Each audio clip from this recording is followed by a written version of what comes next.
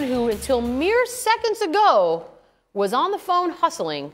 NFL insider Adam Schefter joining us now. And we're told you've got some intel on this whole Pat's Brady thing. What's the latest? Well, it's interesting because, again, the Patriots are still awaiting official word from Tom Brady about his future. But there's been no official word that Tom Brady will be back for the 2018 season. He has not yet committed to playing. And I think the people around him and the people inside that organization think that he'll play, but they don't know that he will play. And that question lingers as the draft approaches next week, a draft in which the New England Patriots have double ones and double twos and are in the hunt and are in the market for a quarterback. A lot of people around the league believe ultimately that they will wind up taking a quarterback relatively high.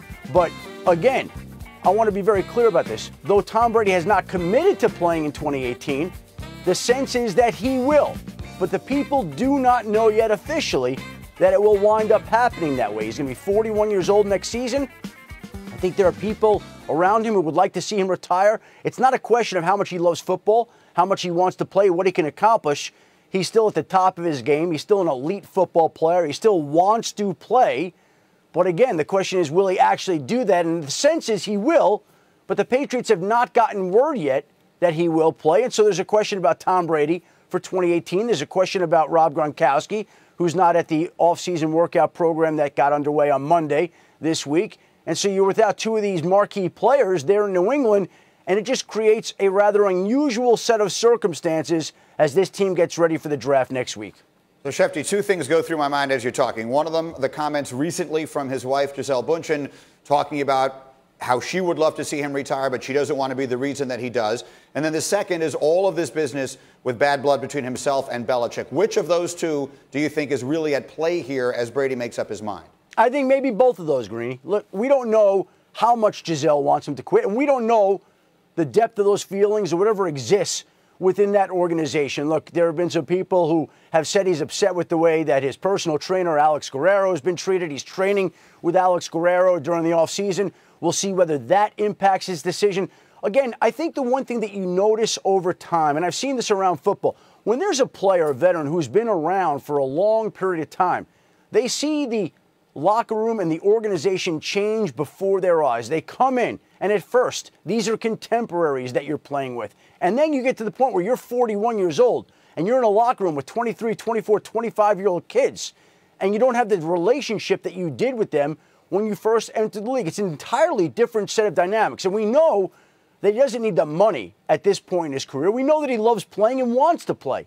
But do some of those other external factors that you alluded to influence the decision enough that he does walk away? And again, I think he does play this year, but he has not committed to playing this year. There is a question in some people's minds about whether he will play this year. And until Tom Brady comes out and says, I will be back in 2018, we don't have an official word that he will play. Again, I want to emphasize, we think he's going to play. Most people think he's going to play, but they also readily acknowledge that they don't know exactly how this will turn out because they have not heard from him directly.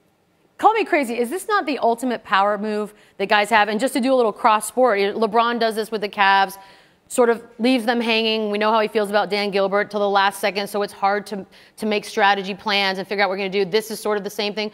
If he comes back and plays, great, but in the meantime, everyone's scrambling because the draft is, of course, a week away, and they have no idea what their next move should be because until it's final, you just don't know. There is a similarity. D. Wood, you were his teammate at the beginning of your career. Just when you're hearing Shefty talk, what's the first thought that goes through your mind? There's something to this. There's no question about it. I mean, like we've heard from Gisele now for multiple years about how Tom has dealt with concussions. She said that prior that she wants him home. And listen, Tom Brady's not getting any younger. Going to be 41 this year. This whole Alex Guerrero thing, again, I just go back to that whole article with Seth Wickersham where, you know, all these things kind of beneath the surface, and it just seems like it's all been bubbling up. It's a lot of little things. Yep. Do I still have Shefty? Because I have one more question for you, Shefty. When you came on with us the first time, about 2 weeks ago, you were the first person I heard say the Patriots are going to draft a quarterback. Obviously, they've got a week to make that decision here. Are we talking about, you just went through all of the draft collateral that they have. Are we talking about Bill Belichick doing something he almost never does, and that is packaging some of those picks and moving up? Greeny, I think that they're wide open on the quarterback scenario going into next week's draft. We don't know how it's going to play out yet, but I would be very surprised if the New England Patriots didn't come away with a quarterback in the first 2 rounds of this draft. Maybe it's in round 1 where they have double ones. Maybe it's in round 2 where they have double twos. Maybe it is moving up in the draft. It all depends on how the board falls. But I go back to what Teddy Bruschi said to me a couple of weeks ago when he said he would be shocked. Shocked was the word he used if the Patriots didn't draft a quarterback in the first 2 rounds of the draft. And I think that's absolutely in the cards right now because they know that they traded away Jimmy Garoppolo last October. They've got to get a guy in there to begin grooming, whether or not Tom Brady plays this year or not. Look, they're not going to go find a guy in this draft who, if Tom Brady didn't come back this year, in the unlikely event, I want to say unlikely event, that he didn't come back this year, that would be able to step in, start, and take this team to where it could go. But they do need to have a guy either for next year or for the seasons to come. I expect the New England Patriots to be active in the quarterback market next week, yes. Shefty, to switch gears a little bit, we know that Dez Bryant was released by the Dallas Cowboys. What do you feel like is next for him? Listen, we've heard some teams floated out there, the Baltimore Ravens, the Arizona Cardinals, the Green Bay Packers. They all make some sense. They all have a need at the position. This is going to come down to a business decision. The Dallas Cowboys made a business decision on Dez Bryant. He's going to have to make the next business decision about what's best for him. Baltimore's a team that has always done a great job of bringing in players like this, integrating them into their system, and making sure that they're highly productive. That's a team, to me, that I'd be watching here at this point in time.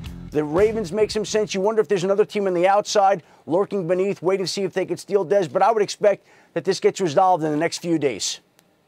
All right, that's Adam Schefter with the very latest. Shefty, fantastic work. Thank you so much for that. And obviously, Dez Bryant is someone that everyone is keeping an eye on. But let's focus for a minute here on Brady. I mean, you just made an interesting comparison there, and I think it is exactly that. Tom Brady, I think, is for lack of a better, a more poetic way of putting it, his feelings are hurt. He does not like the way he's been handled here. The Garoppolo thing last year, I believe Seth Wickersham, that the owner had to step in the middle of that. So maybe at its basic point, we are finally seeing something that I don't know that we ever thought we'd see. It's Brady on one side. It's Belichick on the other side. It is a power struggle with absolutely everything hanging in the balance. It's rare in the National Football League where the player can make these type of power moves. Usually that's something you see in the NBA, especially with superstars. Right. But Brady's one of those few players, you know, that has the credential, that has the clout, not only with the Patriots organization, but you're talking about all in New England. He, you know, if this guy wanted to run for office, he would win in a landslide. That's how popular, you know, Tom Brady is. So, again, Coach Belichick has always been the one guy that calls a shot, gets guys out of there before maybe they're even done. But this is the one instance where Tom is kind of, listen, I'm calling your bluff right now. I'm going to flex some of my power, A, because of Alex Guerrero, and B, what we saw, you know, in last season when they traded Jimmy Garoppolo away. Listen, if for whatever reason Tom Brady does choose to walk away at this point, and Shefty doesn't think he's going to, and neither do I, but if he does, then trading away Jimmy Garoppolo, which I will go to my grave believing Belichick wanted no part of doing, is going to go down historically as one of the worst moves that any great team has ever made. It is still stunning to me that happened. Okay.